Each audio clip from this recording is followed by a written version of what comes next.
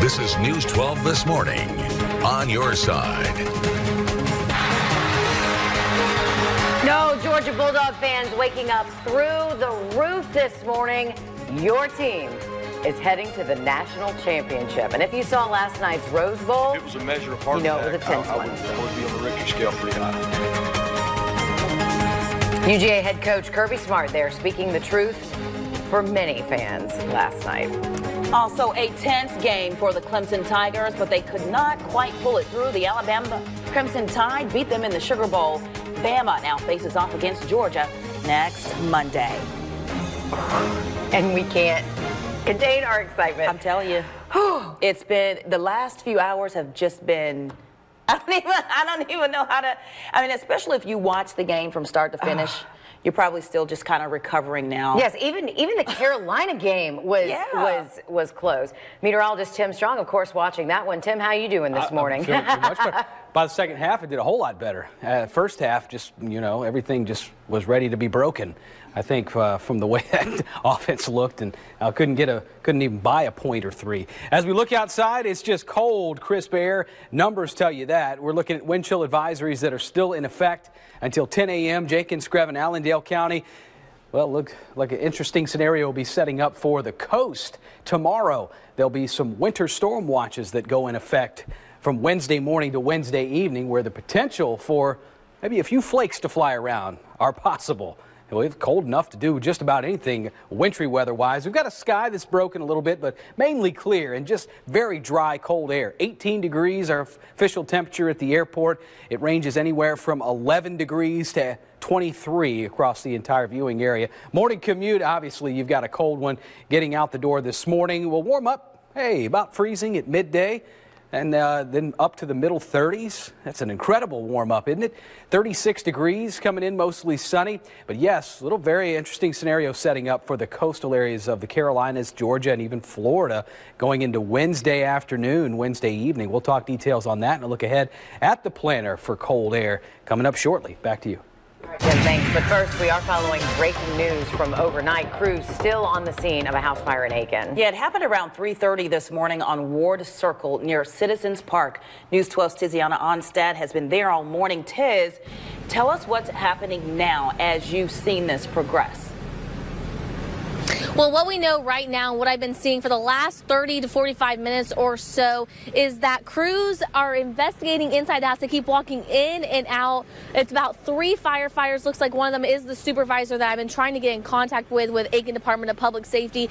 And if anything, we're probably just looking around the house, making sure there's no more hot spurs. But this house fire has been out since about 5:30 this morning, so about an hour now. But it took them a good 2 hours to get it out to begin with, because it started around 3:20 is when dispatch says they got the call originally, and when I arrived to the scene at 4 o'clock, it was fully involved. I mean, when I was driving down East Pine Log Road, you could see the flames from that road, and we're in the back of a neighborhood, so that's how big the flames were. So as of right now, as we're waiting for Aiken Department of Public Safety to give us that update, what I've been seeing is just crews just going in and out. Looks like they're investigating, trying to figure out what's going on. But the best news of it all, as even though this house looks like a total loss, we do know that the man, his wife, and daughter that were inside, according to the neighbor, did get out safely and in time before the flames took over. But as soon as we get more information from the Aiken Department of Public Safety, we'll be sure to update you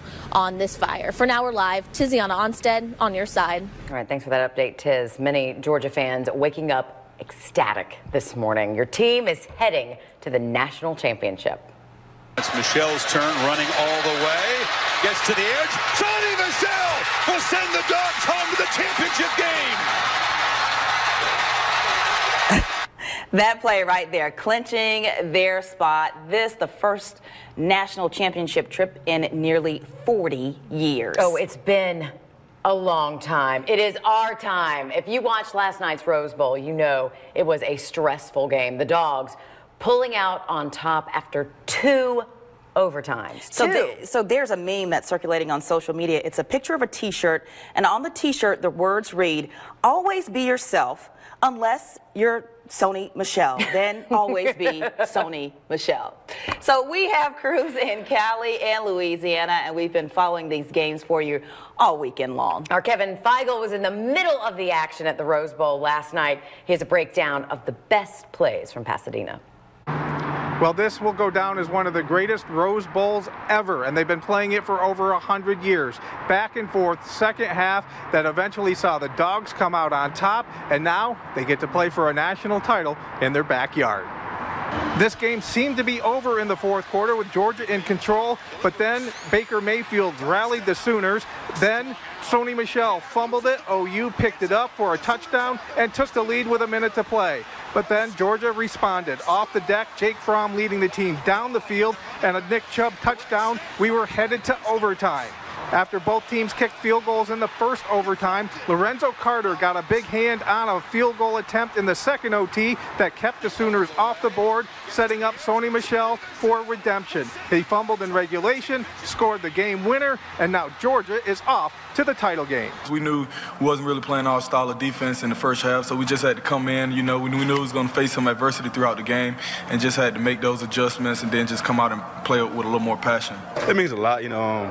Georgia has been kind of down over the years, but finally getting a chance, opportunity to play in a bigger game, it definitely means a lot to our state. Now it's back home for the Dogs already, and then they look forward to Alabama for the national title 1 week away at Mercedes-Benz Stadium in Atlanta. That city might not be the same after the game. In Pasadena, I'm Kevin Feigl on your side. I still can't get over this. I mean, it's all right. Not exactly the same sentiment for a lot of our local fans, though. The top-ranked Clemson Tigers fell to the Alabama Crimson Tide last night. The final score of the Sugar Bowl, 24-6. I tell you what, our Brooke Zahner is in New Orleans this morning. She has a reaction from Dabo and his Tigers.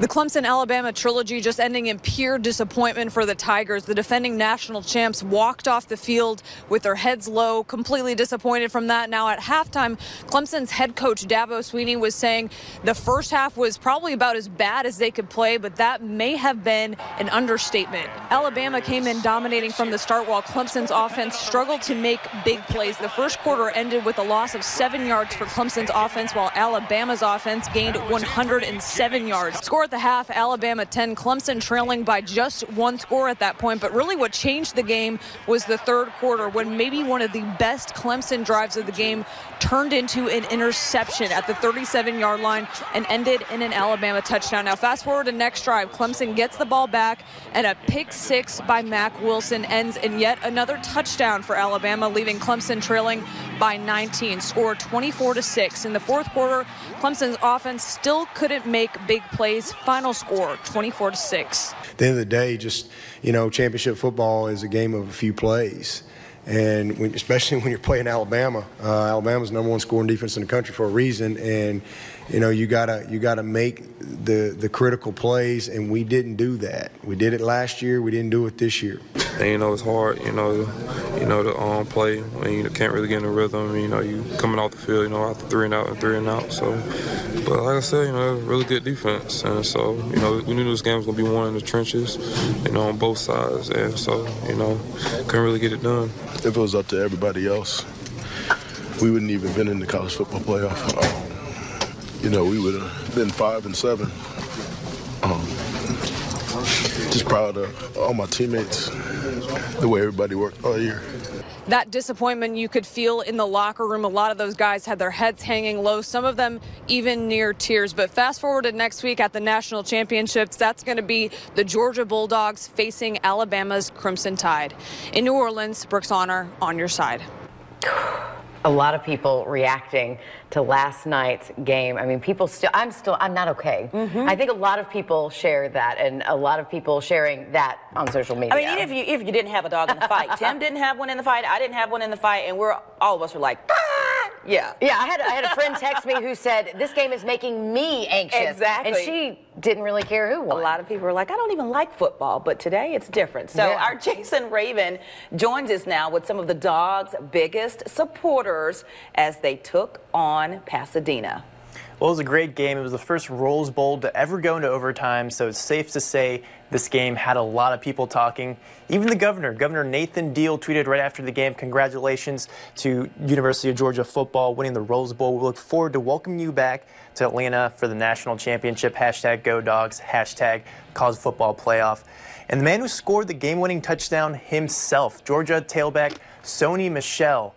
Thank you, Dog Nation. That was amazing. See y'all in ATL and a nice little dog emoji right there.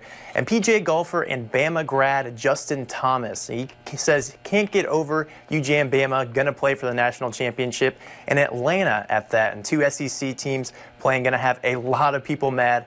But they sure just beat 2 good teams to be there. #just saying.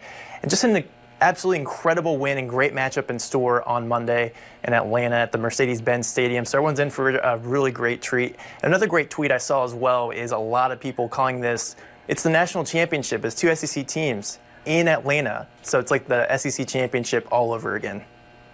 Yeah, thanks, Jason. Some of those reactions online also pretty hilarious, too. Look at this one.